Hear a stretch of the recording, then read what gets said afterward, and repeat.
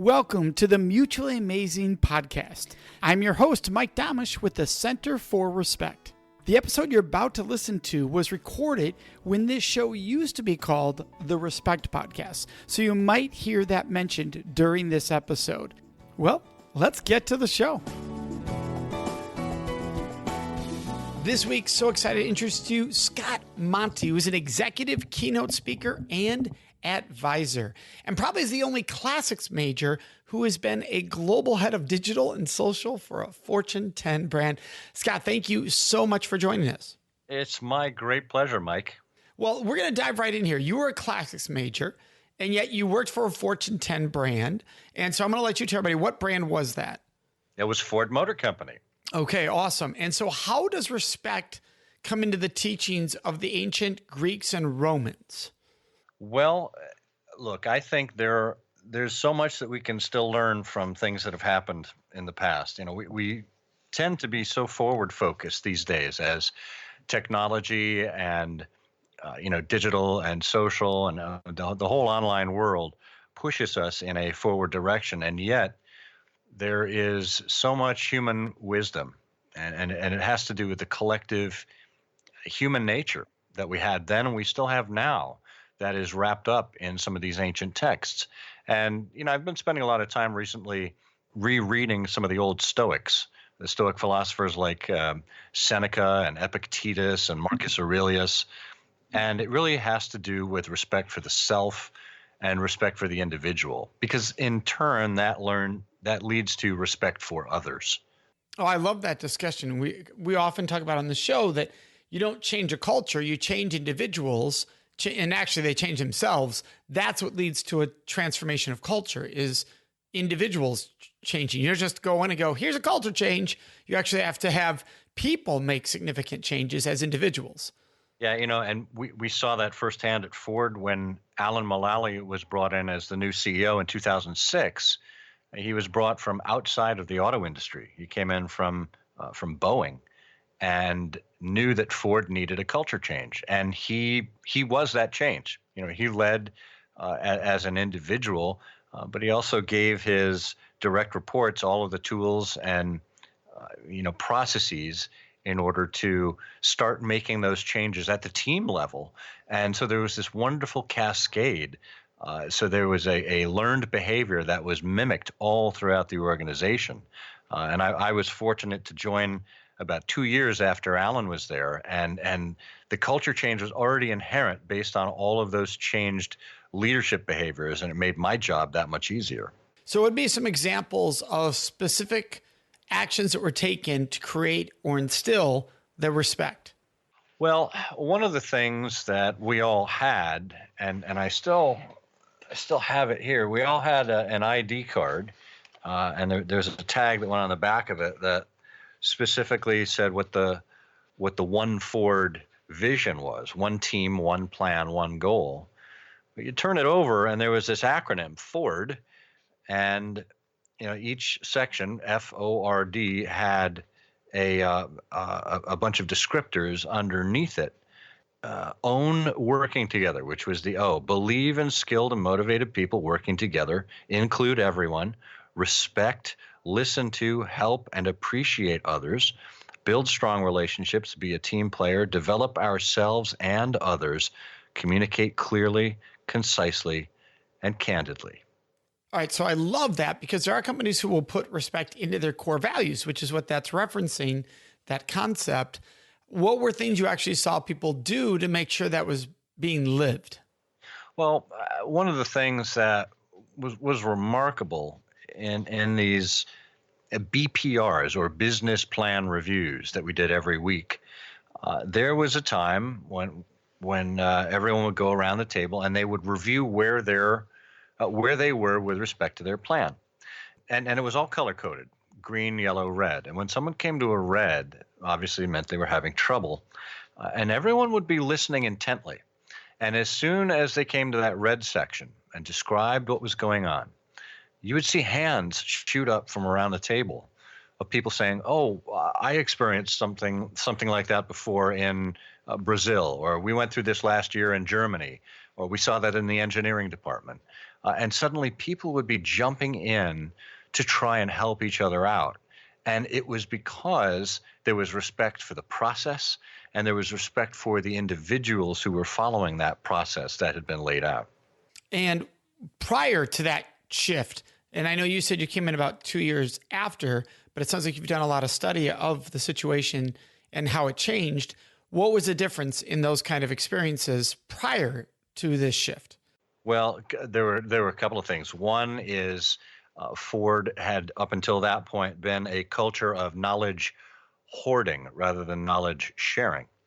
So people weren't likely to share what they had learned before and help others learn from the mistakes.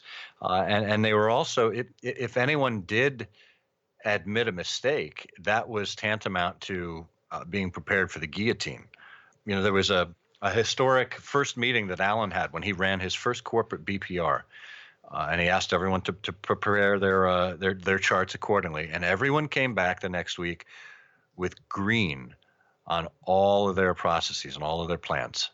And Alan said, "Well, let me get this straight. We're on task to lose $17 billion this year, and everything is going okay. I think we need a little more honesty here." And so the following week they came back and someone had one item lit up red. And everyone looked around the table to see what Alan's reaction was going to be when that red item came up. And do you know, Alan stood up and he applauded that executive and said, "This is the kind of honesty and integrity that we need in order to get us out of the rut that we're in." And from there, the whole culture around that table began to change, and people saw that it was actually liberating, that the truth would in fact set you free. That's awesome. So now you've got that culture starting to be built at the executive level. How does it get taken to the next level? So every one of those people that was around the table with Alan had their own team BPR. So you had this process that was cascaded down. So everyone, 2, 3, 4 levels below them knew the same process that they had to follow and knew the same kind of intellectual honesty and integrity that they had to put into their team interactions. And it just got to the point where, it wasn't tolerated to not participate. And it was okay if you had a red, you weren't faulted for that.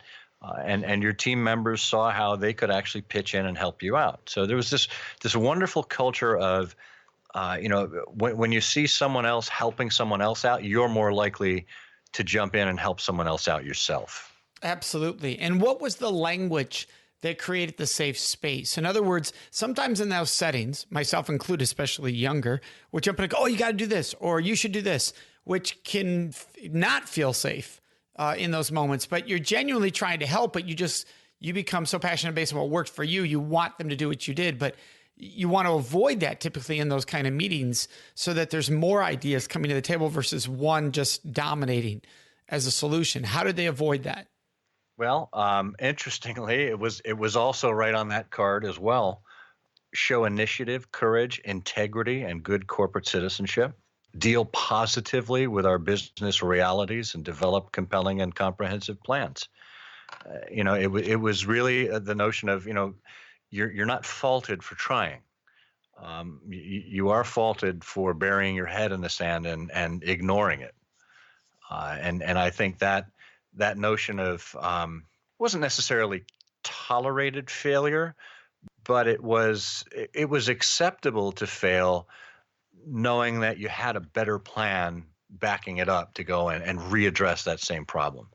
Yeah, and so I apologize. I don't think I was clear there in my own communication. So I'm referring to the people around the table who think they have the solution for the person who's in red. And how did they make sure that they communicate in a way that was not overbearing on how to solve the problem? Got it. Well, it was really a matter of people sharing their perspective. Giving a firsthand and true account of what they saw wouldn't necessarily be the answer, but it would be an additional perspective that someone might not have known about. And certainly the offer to have my people follow it up, or I'll put you in touch with so-and-so. It was always a very open, positive, helpful kind of attitude. And did you ever run into somebody? I mean, normally in those settings, somebody's going to want to be, no, you got to do it this way. You got to do it this way. How, when that would happen, especially early on in this culture shift, how did they address that? How would they say to that person, oh, that's great. Maybe if you could say this by saying, in my experience, I've seen this versus this is what you should do. Yeah, it's funny because I don't think there was a lot of prescriptive types of feedback simply because Ford hadn't been in the habit of sharing in that way. They had been holding back already. So to be able to say, in my experience, or this happened to us last year, or we just saw, was much more of a natural evolution from where the company was coming from. Oh, that actually makes sense because they weren't used to, they weren't used to the freedom to express that way. They didn't have to unlearn that kind of sharing because there was no sharing before. Yeah. And so this is all at Ford. Where were you before Ford? Before Ford, I was working for a small consultancy back in Boston that specialized in helping big brands understand corporate social strategy. Okay. So how did you see respect show up in that setting where you're dealing with multiple brands, multiple companies? Well, that was a little more difficult because herein you had some forward-thinking players on the team who saw the potential in the digital and social space, and they were trying to convey that this effectively was the future. And oftentimes they were coming up against individuals within the company who were, very intractable, very much stuck in the past, or at least in the then present. And folks didn't feel like they had the ability or the experience to be able to advocate for their own ideas effectively. So that becomes an environment that becomes difficult to go back to what we said with Ford. It becomes difficult to share. Some of the more forward-thinking people that can see the writing on the wall and see where the future is headed got very frustrated and almost very dismissive of their colleagues for not getting it, for not being as prescient as they were about the future. And really, our job as counselors to them was to help kind of back them away from the cliff, right? To bring down this strident tone that they may have had, and help them understand how they could help their colleagues adapt to this way of thinking. So, for example, some of the ways that we would help them do it is to help them think in terms of analog, right? If you're thinking of trying to move someone into the digital space, well, that's difficult if they don't have any kind of frame of reference. So back it up and help them understand something that's changed in their life over the course of their lifetime, or that they've seen historically, that's analog, and literally make the analogy to them as to what it means to digital. So I'll never forget this story that someone told about a trade publication that they were reading. And there was a boss who was very skeptical of this new technology that had come into the workplace. And the employees were trying to push him in that direction. He was very skeptical, didn't want to give up the space, didn't want people wasting their time on it, didn't want corporate secrets getting out. And finally, the boss said, all right, I'll let you put, kind of a central kiosk in the middle of everyone's desks on the floor so we can monitor how this technology is used and so that it won't be abused. And, most people were thinking, oh, it's the computer, it's the internet, it's social media. And it turns out that article that was being conveyed in the trade publication was from the 1920s, and the technology was the telephone. Right. So in that case, helping people understand how difficult it was for a certain generation to adapt a new kind of technology like the telephone into the workplace, and to understand, well, look where we are now, where the telephone is ubiquitous, right? So helping them understand how historically a frame of reference like that could be placed as a lens as to what their colleagues are trying to convey today.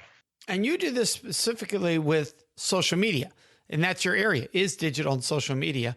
And what do you think one are the struggles with really letting respect choose your path, drive your path when it comes to what you post in social media? the double-edged sword with social is is that it's always on. Everyone has the ability to publish anything they want, text, audio, or visual, anytime they want.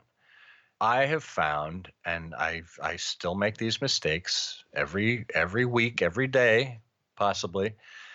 It's very easy to simply hit that send button or to hit that publish button, when in fact the respectful leader certainly can have an emotional reaction to something, kind of a knee-jerk reaction. But it's always best to pause first, to wait 24 hours before you hit that send button or that publish button on something that's controversial, something that really gets your goat, and that may degrade the respect that others have for you if you did in fact hit send. Do you find in the big corporate culture that when the reds are occurring and it's national PR nightmare, that the call is we have to get on social instantly and respond? Yeah, I mean, and I think that happened early on. I think now there's almost a sense of futility there because the negative moves so quickly, at light speed. I mean, it was always the case that, the old proverb that a lie is halfway around the world before the truth has a chance to put its boots on. Now it's a thousandfold that. So I think the notion of quality over quantity, whether it's in a crisis mode or whether it's just in regular communications, the quality over quantity is something that is valued more highly now than ever before, and that getting it right rather than getting it first is absolutely essential. And what about quantity? So a lot of people out there going, look, if you're going to use social media and be impactful, you've got to be on it. You've got to be regularly on it. Now that would contradict the making it about quality, because the odds are if you're on it all the time and constantly posting, there's only so much quality that you're going to be putting out there. So how do you view that? Quantity and consistency are not necessarily the same thing. So you can be on consistently every day, but not be oversharing. You can have a regular cadence of when it is that you have office hours, so to speak, or when you engage with people. I mean, certainly you want to respond to people that are asking questions or that are trying to engage you. But in terms of the outbound stuff, in terms of the stuff that you produce for other people, obviously you want to tone that down, but do it with regularity. And how would you recommend the solopreneur, the individual who is the brand potentially, and yet also has a personal life and they want to be on social media how do you balance that? The speaker, the author, we have a lot of those who listen to the show. How do you help them realize, okay, if you were just a brand, 50% of what you're posting, you would never post. But you're not just a brand, you're a person too. So that argument is, but I'm a person, so I want to post like people post. How do you balance that? Yeah, well, I think the first and foremost, it's essential that your brand is who you are. There's no sense in having a professional you and a personal you if you're a solopreneur. You are you, period. And having a sense of consistency throughout is important. The other thing is you might want to pick and choose where you're spending your time. You can't spread yourself too thin. And maybe you can only be on one platform or maybe just two. But figure out which platform it is that makes the most sense for you, that fits your brand, that is where the people are that you're trying to reach, and that helps you tell your story the most effectively. And what do you think when it comes to social media? What do you think are the keys to making sure that people are thriving in social media with respect as their foundation? Well, I think they always need to be listening. They need to understand what's being said out there, what the current zeitgeist is, what people are talking about, what makes them move. But they also need to just understand what their audience wants from them. When I publish a blog post or even a podcast episode, and I get feedback from my readers or listeners, I know that I'm doing something that's worthwhile. I'm getting that feedback and seeking that out, even asking for it sometimes is incredibly helpful, because ultimately that's who you're there to serve. You're there to serve your audience. You're not there to serve some, kind of wider agnostic public that isn't really paying attention to you. It really is about the people that you're building a relationship with over and over again. And nowadays, that's called your avatar. For our listeners who are not aware of what I'm referring to, it's this idea that if I'm writing an article or I'm doing a podcast, I should, in front of me, be picturing a specific individual. That would be the most likely demographic, detailed description of the listener, let's say, of this show. Or if I was writing for the Date Safe Project or for our work we do with corporations, I should be picturing the person within each of those worlds that is most likely to be reading this, that avatar. And is that what you're referring to also with social media of, hey, don't just send it out there to send it out there. Who are you trying to draw in with what you're sharing? Yeah, I think that's exactly it. Because you'll hear from people, whether it's a coworker, a neighbor, family member, whomever. There are people that you will begin to affect with what it is that you're saying. And don't be afraid to take a stand. You want to differentiate yourself from other people. You don't want to seem so completely bland and irrelevant that you fit every profile.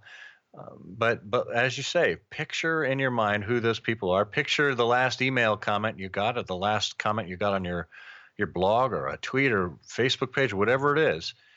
And think about that interaction that you had with that person and extend that conversation. If you were to turn this into the great conversation, what would it sound like on the other end? Well, and I love this because I think a lot of times people think, well, my listeners are not the kind that interact, or not this or not that. And I always want to pause and go, well, if you don't like who your listener is, why aren't you doing something for the listener you enjoy being with? Because that's the world you're building around you. Well, that's exactly right. I mean, if we're solopreneurs and producing content, we do it for a reason. We do it because we're being helpful. We do it because we enjoy it. We do it maybe because it keeps us on the cutting edge.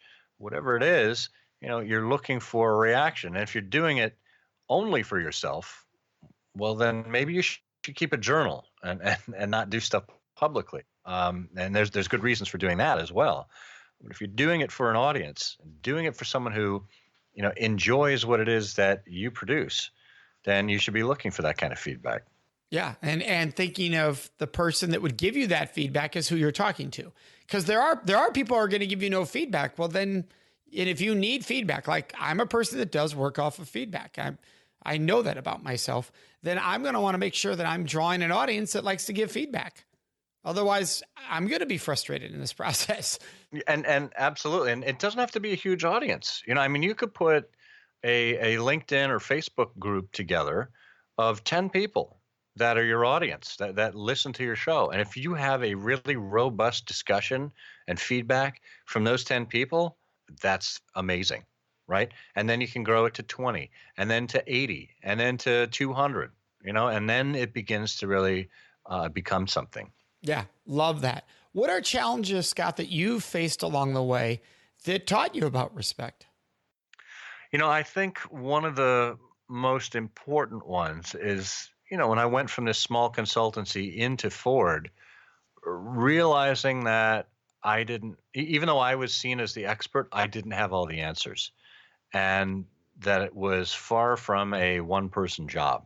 That there was shared responsibility and shared expertise, and knowing when to step out of the way and let other people do what it is that they do better than me. And I think just having respect for everyone's swim lane and what they can do, and not trying to do everything yourself. As a solopreneur, you tend to have to do everything yourself, or you want to do everything yourself. And when you're part of a team, you really need to learn to let other people shine. Yeah, absolutely. In your own personal life, your own journey throughout life, we have champions for respect in our lives. Who were champions for respect in your life? Well, I think an early one was a boss I had just out of grad school, a guy by the name of Andy Ferrara. Andy helped me understand how to respect my own station in life a little better. He saw me struggling in a new industry, and trying to gain relevancy. And at one point he sat me down and he said, you just need to tell yourself, I have arrived, because from there, everything will flow. And it's really a mental state about thinking highly enough of yourself to be able to understand that you've earned a right at the table. You can sit shoulder to shoulder with a C-level executive, et cetera. So I think that was extremely important. And then the second one had to be Alan Mullally at Ford, just learning respect for others from him in a way that was almost bound by sheer joy. To see Alan interact with people just in the hallway or in the elevator or at an event, he was so happy to see everyone, and he took the time to really engage with people and to make you feel like you were the only person in the room when he was talking with you. And that's a gift. And I don't know that I have that gift, but I think about Alan, and I try to aspire to be more like him every day that I can. Well, that's beautiful. And you refer to your original learnings as far as learning the classics. And you referred to it earlier about the Daily Stoic, the book. Now that's by Ryan Holiday and Stephen Hanselman. What about that book do you love, the Daily Stoic? I mean, first of all, it's something that, can be a daily reminder. It's set up in such a way that you can read just a single page a day and work your way through the whole book in a year and have it with you always. Or you can do a deep dive into the sections that they have there and really understand the different perspectives that they've masterfully pulled out. The discipline of perception and the discipline of action and the discipline of will, right? So there's whole sections in there that you can help guide yourself if you want to work on any particular aspect of your personality. I love that. Well, I want to thank you so much, Scott, for joining us. Our listeners at scottmonty.com, just like it sounds, MOTY.com. Scott, thank you so much for joining us. It's my great pleasure, Mike. Thank you so much for having me on. Well, absolutely. And for our listeners, you know what's next. That's the question of the week. Before I answer this week's question of the week, I'd love to ask you a question. Would you please subscribe to this podcast, the Respect Podcast with Mike Domitrz? By subscribing, you can make a huge impact. Now, you might be wondering, Mike, how does my subscribing to your podcast make a huge impact? Well, here's how. For every person that subscribes, it raises the rankings of the show in the search engines. So for people who care about respect like yourself, when they're doing a search for podcast, they're more likely to find the show, thus providing an awesome opportunity for us to spread more respect around this world. And all you do is hit subscribe under your podcast. Plus, the second benefit is by subscribing, you automatically get every episode right into your phone or whatever device you are listening to the podcast on. It happens automatically. So subscribing also makes your life easier. Now, let's get into this week's question of the week. Oh, and by the way, you can always ask your questions of the week by joining us on Facebook in our discussion group. It's called the Respect Podcast Discussion Group. Go there on Facebook and ask whatever questions you would like me to answer and or address in this segment of the show. And then listen to each episode to find out when your question is included. The question I got is, Mike, what's your favorite movie? My favorite movie is, this is always a difficult one. I love movies. I am moved by music, by entertainment, by art, including film. But there's one movie that's always stuck in my mind. And I think because when it came out, I was struggling at the time. And so I have emotional attachment to the subject matter at hand, but I also thought it was a very powerful movie. And it's one that never gets talked about. So I'm going to discuss it. And it's called Prince of Tides. Barbara Streisand, Nick Nolte. I don't want to give it up. I'm going to let you look it up. Prince of Tides is my movie that I'm sharing. We'd love to hear your questions, your thoughts, and your ideas. And the best place to leave those with us is on our Facebook page at facebook.com/Mutually Amazing Podcast. Of course, you can always contact us on our website at mutuallyamazingpodcast.com. Remember to subscribe to this show so you automatically get it every week. And if you could, take one moment to leave a review. That really helps other people find the show, which we are greatly appreciative of. So thank you so much for joining us. May you make today and every day a life full of mutually amazing relationships.